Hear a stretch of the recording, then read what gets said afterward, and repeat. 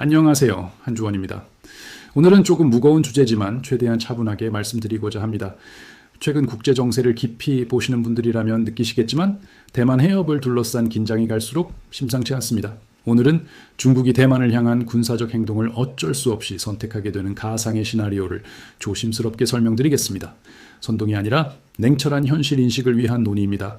중국 지도부에게 대만은 단순한 영토 문제가 아니라 국가의 존립과 중화 민족의 위대한 부흥이 걸린 핵심 과제입니다. 실제로 시진핑 주석은 2027년까지 대만 통일 능력을 갖추라고 여러 차례 지시했고, 이는 군사 훈련을 통해 계속 확인되고 있죠. 하지만 미국의 지속적인 경제 제재가 중국의 발목을 잡고 있습니다.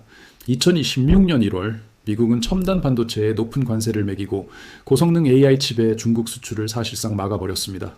이로 인해 중국 경제는 큰 타격을 입었고 사회 불안까지 커지고 있습니다. 이런 압박 속에서 중국은 대만을 점령해 세계 반도체 생산의 절반 이상을 차지하는 TSMC를 손에 넣고 태평양으로 나아갈 길을 열겠다는 계산을 할 수 있습니다. 최근 중국군은 정의의 임무 2025라는 대규모 훈련에서 드론대와 로봇계까지 동원해 실제 침공을 방불케 하는 모습을 보여주었습니다. 한편 미국은 혼자가 아니라 동맹국들을 총동원하고 있습니다. 호주, 영국과 함께 중국 해군을 견제하고 일본, 인도와는 해상 감시망을 구축했습니다. 특히 일본은 대만 유사시 자위대가 개입할 수 있다고 밝혔고 필리핀과 베트남 등은 미군 기지를 더 많이 공유하기 시작했습니다. 이렇게 국제 포위망이 좁혀오자 중국 내에서는 평화 통일은 이제 불가능하다는 목소리가 커지고 있습니다. 가장 걱정스러운 것은 바로 우리 대한민국의 처지입니다. 주한미군이 2만 8천 명 넘게 주둔하는 상황에서 미국은 대만에 무슨 일이 생기면 한국의 기지를 활용하려 할 겁니다.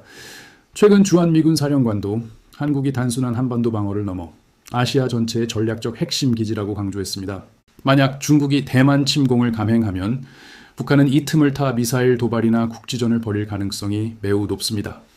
우리가 미국을 돕는 순간 중국은 한국을 적으로 간주하고 경제 보복을 하거나 최악의 경우 한반도에 군사적 압력을 가할 수 있습니다.